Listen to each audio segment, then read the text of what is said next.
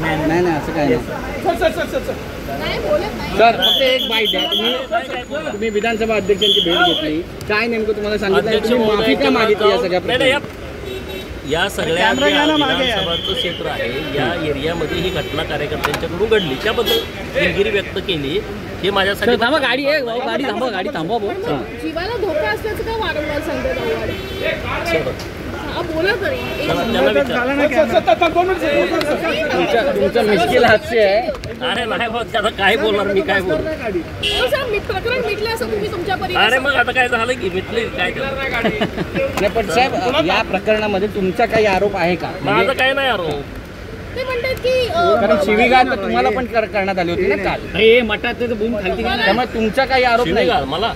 तुम्हाला नितीन देशमुख यांनी तुम्हाला देखील शिवीगाळ केली होती अशी माहिती आहे. हो, पण तो नितीन देशमुख कोण मी ओळखतच नाही. तर मी कशाला बघितलं, ठाण्याची लोक मी करतात. तर आता जाऊ दे तो विषय.